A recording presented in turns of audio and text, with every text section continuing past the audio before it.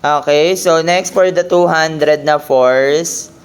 So, ang x natin is head minus tail, 3 minus 0, 3. To negative 2 minus 1, minus negative 1.5. Negative 2 minus negative 1.5. Positive, negative 0.5. And then, 0 minus 4, 4. Negative 4. Then, the distance D, square root of 1.5 squared plus 4.098 squared plus 4 squared. 5.9198 para hapat. Square root of 3 squared plus 0.5 squared plus 4 squared. 5.0249. Then, to solve for the Rx, so ang Rx natin is summation lang natin. So, 150 multiplied by 1.5 over 5.9198 plus 200 multiplied by 3 over 5.0249. So, magkano yung Rx? That is 150 times 1.5 over 5.918 plus 200 times 3 over 0.0249. 157.4134. Then for Ry is equal to 150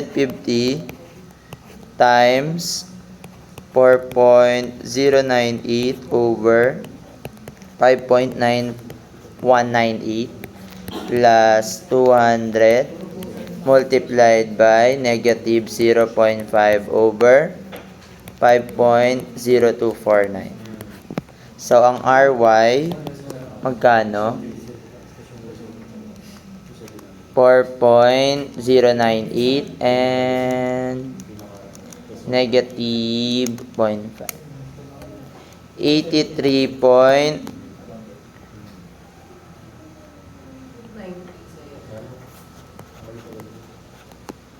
tama ba yung pinag-i-input ko? Tama naman.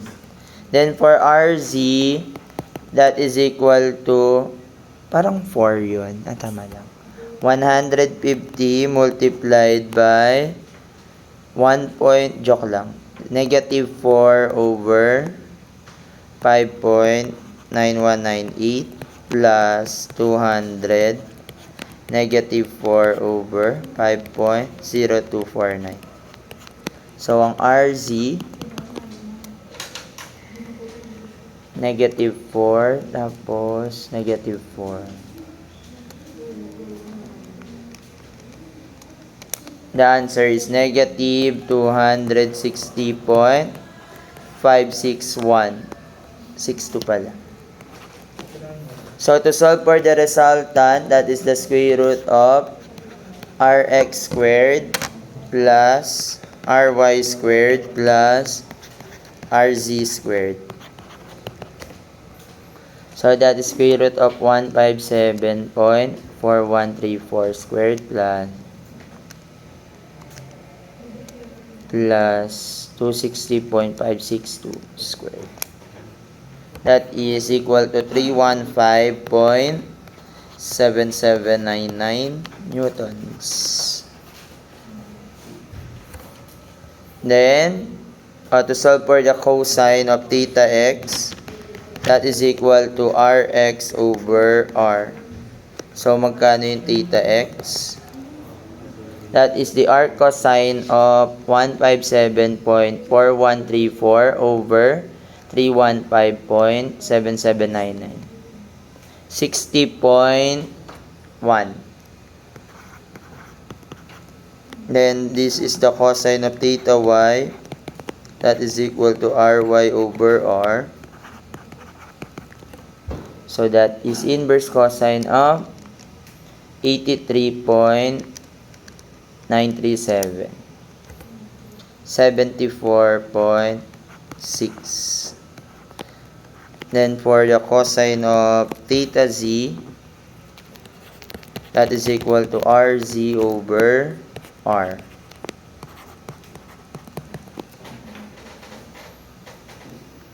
Negative.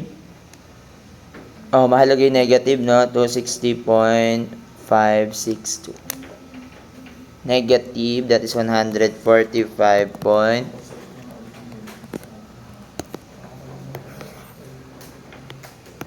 Lalabas lang yung sagot ng theta z kapag positive yung ginamit nyo. 34 ata lalabas. 34.4 yung lalabas na yun.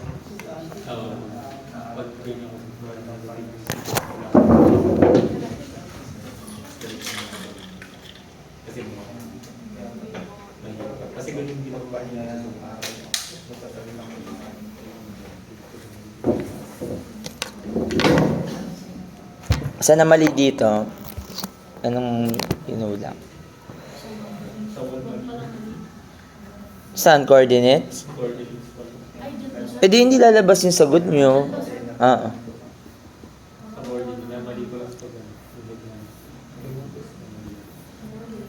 Di kayo nagtaka kasi wala naman trap dito na ano. Ang trap lang yung angle. Pwede nyo naman din gawin to. Di ba ang sabi natin nun? So, the cosine squared of theta, kaso lahat sila lalabas. Cosine squared of theta x plus cosine squared of theta y plus cosine squared of theta z is equal to 1. So, kapag ginamit mo yung tatlong angle, dapat ang lalabas ay 1. So, piliin mo na lang si cosine of 60.1 as squared plus cosine of 74.6 squared plus cosine of 145.60 squared. Ayan, 0.999.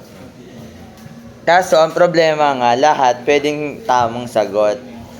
So, siguro, kung gusto nyo ng isang tamang sagot dyan, pili na lang kayo yung gitna. Tapos, tatlo yung piliin nyo. Lahat yan, puro letter B. May isang tatama, di ba? Wag lang yung letter A kasi hindi ka tatama.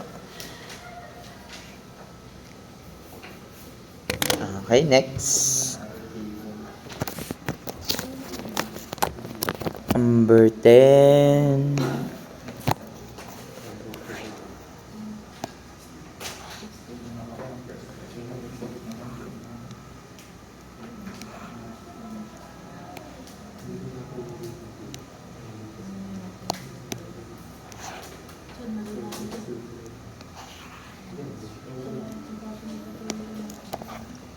Next, the situation of the concrete foundation mat in a regular hexagon up the side supports a 4 column. So, mag-a-apply daw tayo ng force dito sa may F.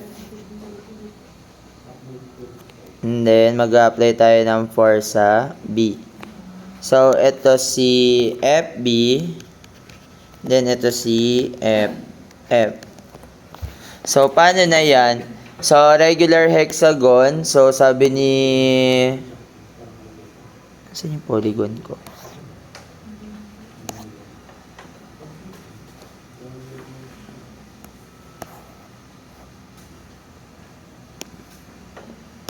Dati meron ako dito ng hexagon na.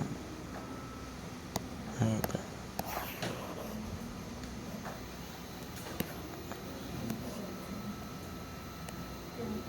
Ayan, di ba kapag may regular hexagon, pwede nyo lagyan yan sa top view. Tapos yung location niyan, ito si A, B, C, D, E, F. Tapos, ito yung X and Y axis, di ba? Oh, sir, paano na kaya dito? Yung moment arm niya, di ba dito yung kailangan natin? Yung horizontal distance niya? O, ano yung horizontal distance nito ni F? Tama ba? This is, kung side 12, this is 6. Regular polygon kasi yan, no? Tama ba? Eh, yung vertical, yung horizontal distance naman niya, ano kaya? So, eto, ano yung angle niya dito? 30, no? Tapos, eto, 6. O, makukuha mo yung horizontal distance. Eto, paano makukuha yung distance x niyan? So, the tangent of 30 is equal to 6 over the adjacent x. So, magkano si x? That is equal to 6 divided by the tangent of 30. So, that is 6 square root of 3. O, yun ay mga distance natin gagamitin. So, ngayon, papaikutin natin sa x-axis. So, ano yung mga moment, ano yung forces na magpaproduce ng moment? Andiyan dyan si FF. So, FF, ang moment arm niya is 6 square root of 3. Plus, di ba? Ito yung force, no? Perpendicular dyan. Plus, ito, ano yung distance ni X? Ayun, 6 square root of 3, no? Tama. Pantay naman pala si E. So, we have next, magkano yun? 20 pala, times 6 square root of 3, minus FB times 6 square root of 3. Kasi magkamukha lang yan, no? Regular naman yan. Actually, kahit nga di nyo alam yung distance, eh. Pare-parehas lang yan, mga cancel. Minus yung 10, ang moment arm niya is 6 square root of 3 equals to 0. So, magkano si... cancel lahat ng 6 square root of 3 dyan, actually, no? Pwede mo siya i-divide ng 6 square root of 3 both sides. So, we have FF minus FB is equal to... Wala na naman. Mawawala na naman yung screen record.